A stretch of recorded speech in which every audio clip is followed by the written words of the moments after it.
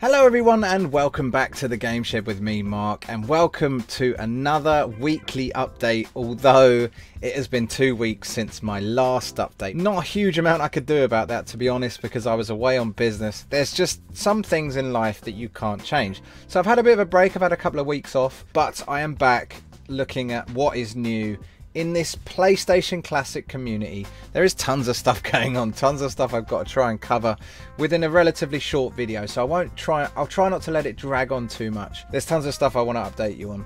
I'm going to put all the links in the description below as always, guys, but feel free to join our Discord server if you want to chat to me about any of your little niggly issues, or even just to talk about Bleemsync or any of these other tools that I'm going to show you in the meantime.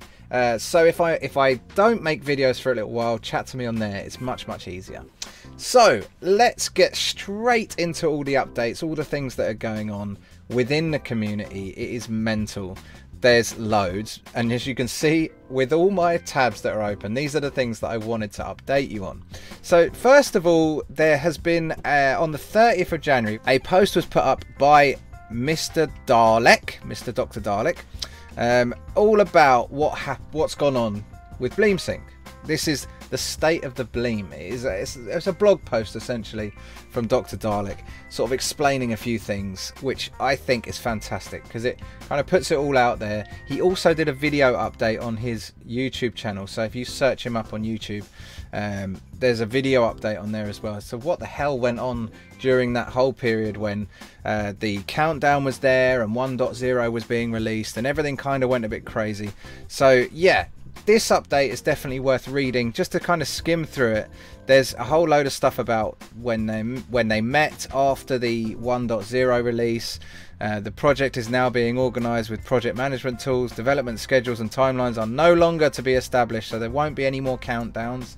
Although that was a lot of fun, it was clearly crazy for the developers involved. So guys, thank you so much for all the work you've done. Let me just put that out there. Dr. Dalek, Swing Flip, all the others, Compcom, amazing work, but that obviously put a lot of pressure on you, that countdown. And although it was great for YouTube because I did a premiere and all that fun stuff and everyone got to watch it live when that release happened, it was probably not ideal for a tool that is basically not paid for. So these guys are doing this in their spare time, and doing that kind of thing put a bit too much pressure on them at the time. But anyway, 1.0 is released, we move on. Due to many moving pieces in the modular framework that Bleemsync is built upon, the integration of the UI and the payload made it apparent that development cycles and deadline promises are nothing but stress-induced nightmares for a team of volunteers. Exactly what I just said. As such, release will be constructed of hotfixes and incremental features that will benefit the life of the project. Some releases may be minor, may only consist of hotfixes, others may take longer. So we're at the moment we're waiting on 1.1. There's a load of work going on in the background. I'm trying to keep up with the dev chat within their Discord server, but it's pretty full on. 1.1 will be the next release by the looks of things, and they're still aiming at this stage, I think, unless one of you tells me differently, to have OTG support in 1.1. So let's wait and see. The future. As a broken record might say, user experience is the #1 priority project. Everyone on the team is passionate about classic games, but we recognise that enjoying those classic games is not necessarily easy, even with original hardware. As such, Bleemsync is built upon a foundation of flexibility and adaptiveness. So he goes into a bit of technical detail, and then he goes on to final remarks. On behalf of the team, I personally have to thank all the users so far for their patience and feedback. There's been a lot of feedback. I've had so many messages about this, about 1.0. Some people are just not happy at all because it just did not work for them. Gashead Steve, I'm reaching out to you here on this video. Your video was just absolutely hilarious to me. I just couldn't stop laughing, and I was so happy that you got it. Finally, you got it working, and you could play your games happily. So the video updates are much appreciated on that, and I don't think anyone actually minds you putting out PlayStation Classic videos on your channel. It was hilarious and definitely one to watch. So for those of you who don't subscribe already to Gashead Steve, go and subscribe to him. I'll chuck the link in the description below. So there's lots of thank yous. I would like to thank all the supporters. To close, I would like to thank the following people. So there's a bunch of people here. There's some of the YouTubers. Thanos RD, what an awesome guy. I've actually installed a new bot on our Discord server, courtesy of Thanos RD. It's called the Butler, and it's actually amazing some of the stuff it can do, and it's getting new development for it all the time. So that's great. That's also the bot that's in use on the Mod My Classic Discord server as well. So there's only one thing missing from here, and that is the Game Shed, guys. If you want us to be in this thank you list, then please reach out to Swing Flip or to Dr. Dalek or any of these guys and get us in the list. I hope I've done some good stuff. I hope you've enjoyed all the videos I've made of it, so hopefully that has been good. Thank you so much for amazing work. There's some nice comments there. So that is State of the Bleem. I'll link to that so you can read it properly. Obviously I'm not going to read through all of it now, but it's really good. It's a good way of understanding what went on, what's happening in the future, and who are the guys to thank for everything. So that is State of the Bleem. First thing. The next thing is just to drop quickly into the Bleemsync, modmyclassic.com/Bleemsync website. There is a couple of things been added. One of them, the most notable one, is the how to uninstall Bleemsync 1.0. There's a lot of people that are not happy with the fact that a few files are dumped onto the PlayStation Classic to make 1.0 work, because they feel it's not fresh like it should be. It's not the original PlayStation Classic because there's these files added onto it. I mean, I'm not too fussed personally. It's not the end of the world. When you take the USB out, it still goes back to the beginning. It still goes from stock, so it's not the biggest worry to me. But if you are worried about that, there is instructions here on how to uninstall Bleemsync 1.0. so I mean, I can make a video of that if you're interested in me making a video of that, so we can go run through that in video form. Let me know in the comments below and I will cover that. Otherwise, just hop onto this modmyclassic.com/Bleemsync and you can click on here and see how to uninstall. There's a couple other bits in there, how to migrate from old versions, which I'm going to cover, I promise, but I just haven't had a chance. As I said before, that is something that's coming. How to install from fresh, blah blah blah. Then you got all the credits, and then you've got a ton more in the FAQ section. So if you have any questions whatsoever about Bleemsync 1.0, first stop should definitely be this FAQ section. Look at this. I'm just going to scroll down. There's so many Q&As been added in here. So many things, like the Ardennis drivers, the FTP details, DualShock is not working, etc, etc, etc, etc. Get on over to this website and look at the FAQs. It is 100% worth your time. And if you don't find anything in there, feel free to drop me a comment. Feel free to drop me a Discord message or whatever, and I will try and answer your questions. But that is awesome. So I'm glad that that FAQ is continuing to be updated. That's a good thing. It's a good thing. Moving on. There's a few really great updates coming and a few things that Swingflip's been messing about with. One of them in particular is playing Dreamcast games using the Dreamcast Emulator. This is fantastic for those of you who like or love the Dreamcast. Dreamcast, amazing console. And actually, if I just play some of this, you can see Crazy Taxi. Look at this, being played on a PlayStation Classic. I mean, that's impressive. That's really, really impressive. So for those of you that are interested, I'll just unmute the sound so you can hear it as well. For those of you interested, this is coming up. This is a progress video. It shows whether it's glitchy or not, how well it runs, etc, etc. That's why Swingflip's put these videos out. So I will definitely be looking at that. I love the Dreamcast. I would love for some of those Dreamcast games to be run. And as you can see here, a little video showing what we're capable of at the moment. Still needs some work, has only spent a few hours on it. It's a huge amount better than the Super Nintendo Classic Mini and the Raspberry Pi 3. I will go on a whim and say in this current state I'll run a chunk of games just fine. Crazy Taxi is a very intense game to emulate. So this is amazing news. Amazing, amazing news. So that's to come, guys. Dreamcast emulation is looking good. So I will get onto that. I reckon I'll probably make a video about that as well at some point.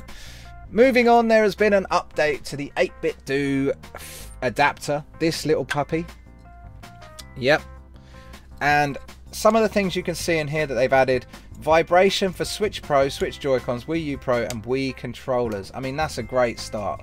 using a Wii U Pro controller on the PlayStation Classic, using RetroArch, you can map the analog stick and all the buttons properly, and then you can have vibration. How cool is that?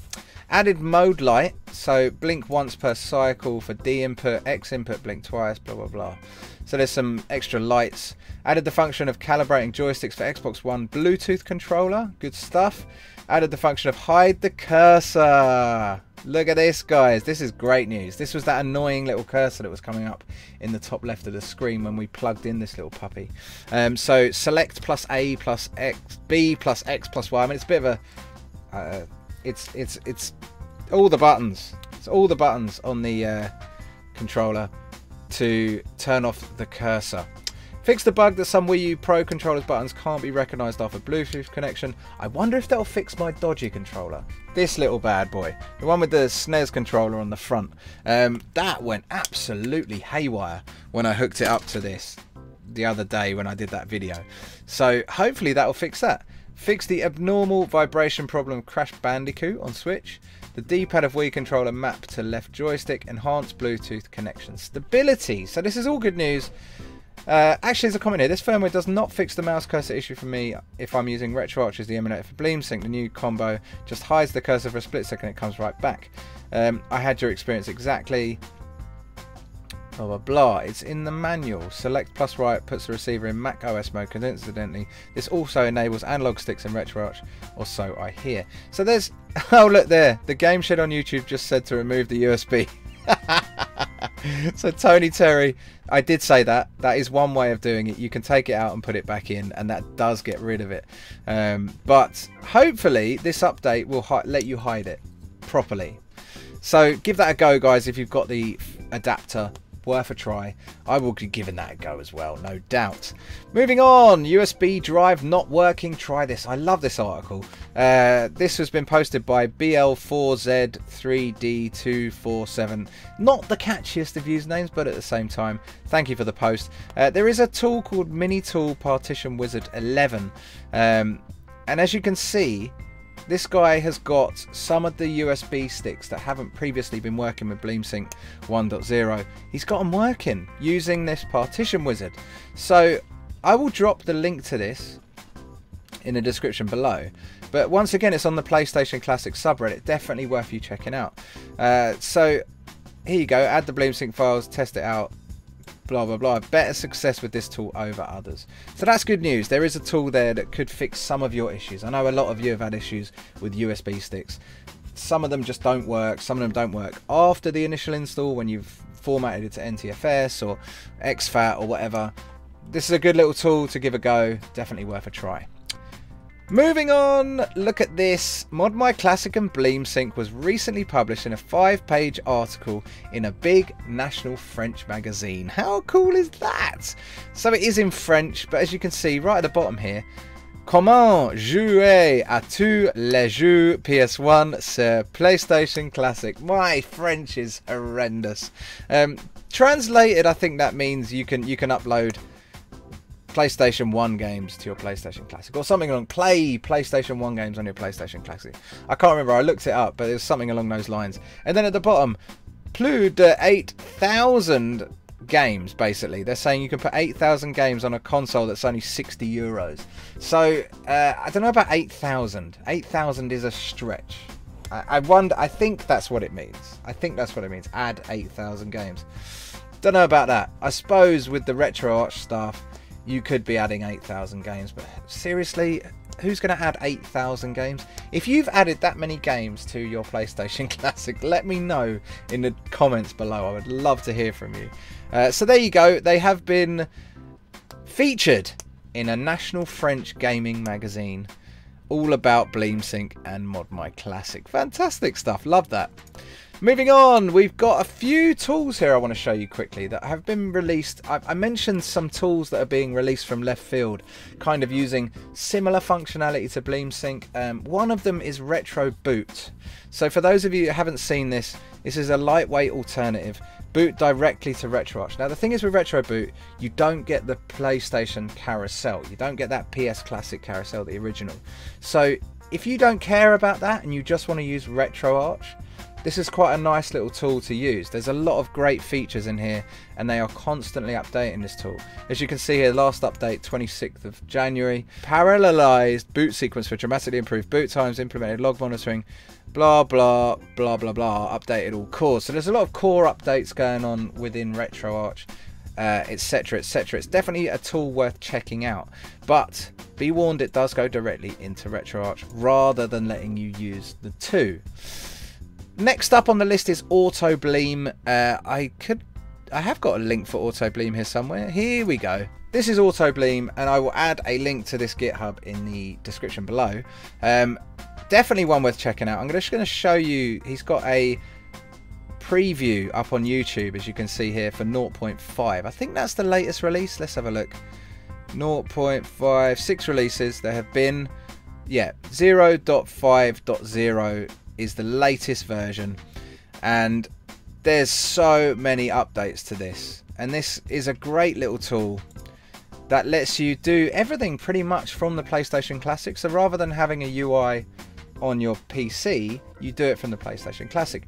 You chuck all the games into a folder and then it scans them. So let me just click play on that, and you'll see here when it goes through, there's tons of these options. Look, menu, theme, you've got the music. All of this is from your PS Classic controller plugged in, and you can do all of that from there. And there's loads of settings, etc etc. And then once you've run through all those settings, you can actually search games as well as having them on the carousel. So if we look at this back here, look at this carousel, really nice. And you can choose themes, and you can do a ton of other cool stuff, and the games seem to run a treat. I don't know, it's another way of modding your PlayStation Classic. So Autobleem is doing some good work. There's a lot of stuff going on around that tool. So one worth keeping an eye on, no doubt, is Autobleem. There's a post actually about Autobleem or RetroBoot, and the main difference is Autobleem lets you use the PlayStation Classic carousel. RetroBoot takes you straight to RetroArch. So there's a few other sort of little differences, obviously subtle differences, and the fact that with Autobleem you do it from the PlayStation, so you press the buttons on the PlayStation itself to change those options, to look at the games, etc etc. So that is a couple of tools. There is also this PS Classic tool, Hatchy-like tool for the PS Classic. Last upgraded a month ago. I think this version's quite new. So let's have a look at the GitHub. 1.1 was released on the 11th of December. No, this is pretty old, but it's compatible with Bleemsync. I think based on Bleemsync structures, so you need to prepare a drive using Bleemsync to be able to use this tool. I'd love to hear your opinions on all these tools, guys. There's a bunch of them coming out, like I said, from left field. RetroBoot, Autobleem, PS Classic tool. There's loads of stuff that's going to keep happening, and it's going to be a case of, do you use the original? Do you use Bleemsync, or do you use one of these others? Let me know if you've tested out any of these others in the comments below. I'd love to hear from you. I'm definitely going to try out some of them. It's definitely worth a go. I've got a few USB sticks I can try out for all these different things, so it's definitely worth it. And I like the look of the Autobleem with the menu that you can do stuff from the PlayStation itself. I quite like that. That's good. Rather than having to use a UI on your PC, or rather than having to use some kind of application, you literally do it from the PlayStation. Right, that's enough of those other tools. I think I've covered those. If there's any more out there that you know of, let me know in the description. I'd love to hear about them. I'm presuming there's probably loads more. I haven't had a chance to really massively look into it, but there's a few of the biggest ones I know of. Moving on, Tid US Leon, I don't know how you pronounce your username on Reddit, but that's as good as it's going to get. Said here, PlayStation Classic sized USB memory card. So this is so that you can use a memory card that looks like the original PlayStation 1 memory card. This guy, that's what he wants. He wants that. I love the idea and wanted to see if anyone else would like it too. Viral DNA actually replied and said someone has already made one. So I love this. I just thought I'd show you guys. There's a site here. Look at this. PS1 Classic Memory Card by Lou Greco. This is just a 3D print. You can download the files to 3D print this. But the idea is that it's a memory card to house a USB thumb drive. So I think obviously you'd need, as it says here, you'd require a thin, small drive, requires cutting of central support. Now someone's done this, but is anyone actually selling this? That's what I haven't seen so far. It's a nice idea. I really like the idea of it. And it kind of, if it's the right colour, if it's that grey, then it will look great. It will look like the original memory card. So has anyone tried something like this? Has anyone seen anything like this or bought anything like this? Let me know in the comments. I'd love to hear from you. It just made me chuckle. I thought it's a great idea. And look at this. You can actually, if you've got a 3D printer, you can do it today. Love it. Finally, there's just a post here. I really loved this by Adam Be Good. There's a picture of the three mini consoles here. The NES Mini, the SNES Mini and the PlayStation Classic in cases. Now these cases look amazing, and I'm not sure where he's got these cases from. I think, oh, here we go, definitely from Amazon. I presume the foam you cut out to the exact size of the console and everything else. But what a great idea. Let's make these more portable by having little cases for each of them. That's a fantastic idea, and I just love that picture, and I thought I wanted to show you at the end of this video, because that is me out of updates for the time being, guys. So that's about it for today. I did stream a bit of PS1 tonight. Tried to stream a bit of Planet Coaster, but my PC did not like it. So instead I streamed a bit of Wipeout 3, which ran beautifully. What a lovely game that is. I even attempted a bit of G Darius at the end of the video, which was a PBP file rather than a bin and a Q file. Much smaller, and that ran really well as well. So I will continue streaming stuff. I don't know whether I'm going to continue streaming PS Classic stuff, but if that's what you want to see me stream, let me know, because I will shoehorn it in to my streaming schedule, because it is fun and I do like playing classic PlayStation 1 games. So that's about it for today, guys. That's about all I've got. I am back. I am trying to cover as much as possible. I will make a video of the upgrade method from 0.4.1 very shortly. My God, that's taken me a while to make. Really appreciate your support and really appreciate you all coming back and watching my videos.